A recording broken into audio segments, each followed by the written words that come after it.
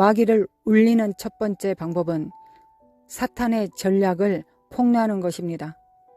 하나님을 원망하지 말고 마귀의 속임수를 분별하십시오. 당신이 어느 편인지 분명히 하고 적이 누구인지 분명히 하십시오. 그리고 하나님께 시선을 고정하십시오. 그리고 모든 판단과 해석을 하나님의 편에서 하십시오. 기도할 때 여러분은 여러분을 병들게 하지 않으신 분께 치유를 구하는 것입니다. 여러분을 아프게 하는 분께 기도하는 것이 아닙니다.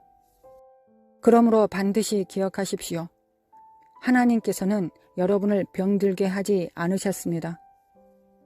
그리고 그 사실을 믿고 기도해도 아무 일도 일어나지 않을 때가 있습니다. 예수님께서 왜 의심했느냐? 왜 두려워했느냐? 라고 말씀하셨습니다. 왜 그렇게 말씀하셨을까요?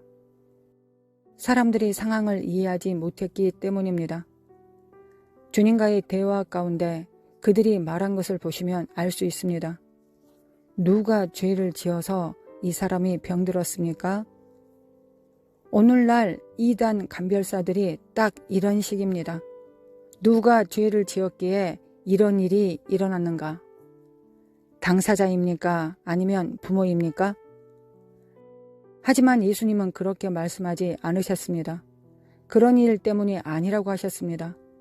오히려 하나님의 영광을 위하여 그는 치유될 것이다 라고 하셨습니다. 이 일이 일어나는 이유는 하나님께 영광이 돌아가게 하기 위함이라고 말씀하셨다는 것입니다. 예수님은 하나님께서 그렇게 하셨다고 말씀하지 않으셨습니다. 만약 병을 주는 것이 하나님 아버지의 뜻이었다면 예수님은 누군가를 병들게 하셨을 것입니다. 하지만 예수님은 단 한 번도 그러신 적이 없습니다. 항상 고치셨습니다. 그렇죠? 그러니까 지금 여러분이 해야 할 건 아주 간단합니다. 지금 이 순간에도 마귀는 패닉에 빠져 있습니다. 왜냐하면 제가 지금 하고 있는 이 말이 수십만 명에게 전해질 것이기 때문입니다. 이 말씀은 마귀의 전략을 깨트리고 사람들을 자유케 할 것입니다. 그러므로 여러분은 모든 상황을 분별하고 분류해야 합니다. 이것은 친구인가 아니면 적인가?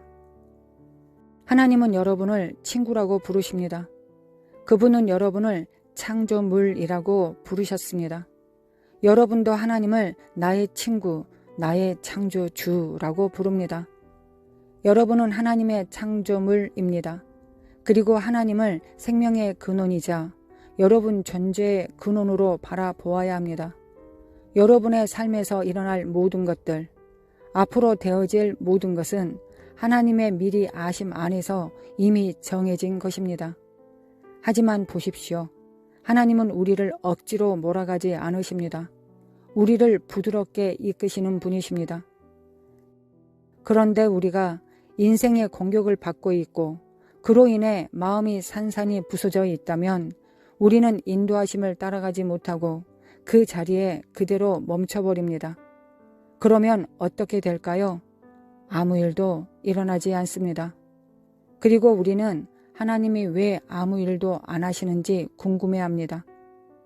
그런데 하나님도 똑같이 우리를 향해 묻고 계십니다. 왜 너는 아무것도 하지 않느냐?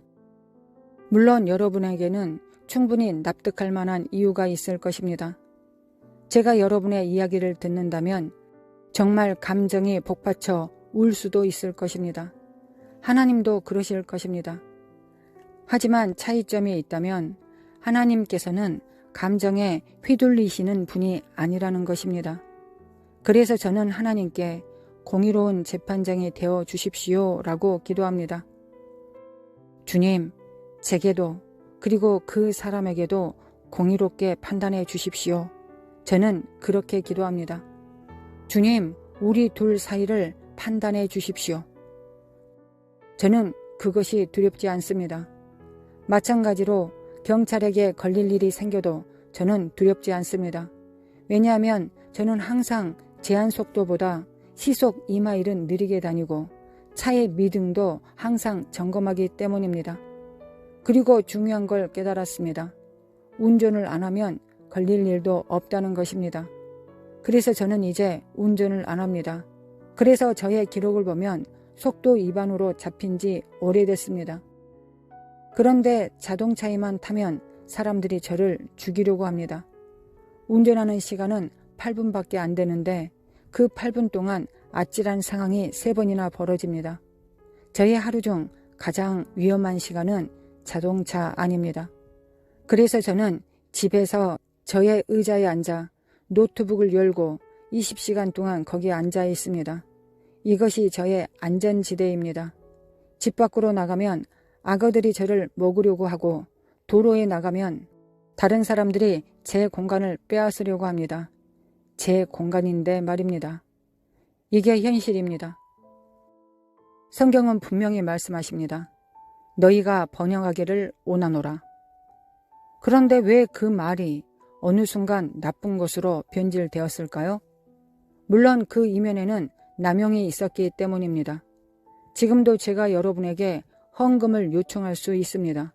그리고 30분 뒤에 눈물 나는 이야기 하나 더 꺼내서 또 한 번 헌금을 요청할 수도 있습니다. 그리고 또 그 다음엔 우간다의 선교사들이나 굶주린 아이들 얘기를 꺼내서 또 한 번 헌금을 요청할 수도 있을 것입니다. 이렇게 4번을 받을 수도 있습니다. 표면적으로는 다 타당해 보일 것입니다. 하지만 방식이 옳지 않다면 그건 바르지 않는 것입니다. 형제 헤이건 목사님께서 우리에게 가르쳐 주셨던 것이 있습니다.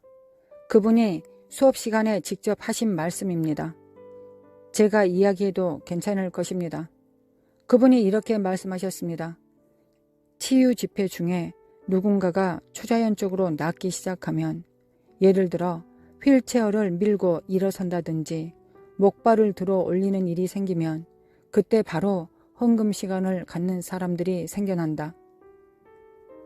이것이 그 당시 치유 사역자들의 모습이었다는 것입니다. 사람들의 감정을 이용해서 더 많은 헌금을 받아낸 사람들이 있었습니다. 엄청난 헌금이 모였습니다. 정말 그렇습니다. 이제까지 그렇지 않습니까? 저는 이런 사람들에게서 직접 배운 사람입니다. 이건 그런 흐름의 일부였습니다. 그런데 헤이건 형제님께서 마이더스 터치라는 책을 쓰셨습니다. 이 책은 지금은 숨겨지고 있는 책인데요. 이 책에서는 그 극단적인 행위들에 대해 다루고 있습니다. 그분이 말씀하시길 이건 전부 잘못된 것이다 라고 했습니다.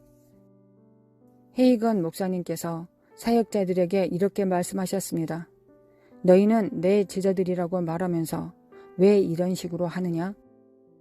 그분은 자신의 사역비를 다 지불하시고 그들을 호텔에 불러 모아놓고 이렇게 말씀하셨습니다.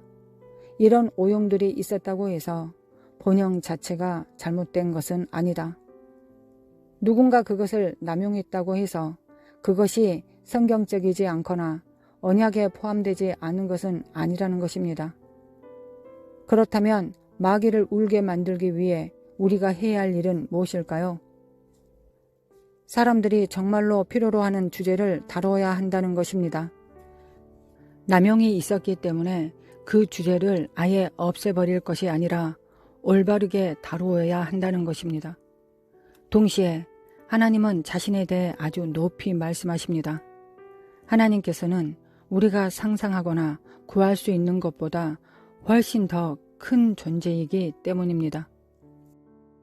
그분은 자신의 영광 가운데 있는 풍성함으로부터 우리에게 주신다고 말씀하십니다. 그것이 무슨 뜻입니까? 이것이 XRP도 아니고 비트코인도 아니고 달러도 아닙니다. 그건 바로 하늘로부터 이 땅으로 전달될 수 있는 모든 것들을 의미합니다. 그것이 무엇을 통해 오느냐는 중요하지 않습니다. 어쩌면 5살짜리 아이들을 통해 올 수도 있는 것입니다.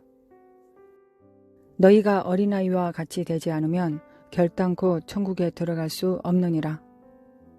우리는 하나님의 나라를 어린아이처럼 받아들여야 합니다.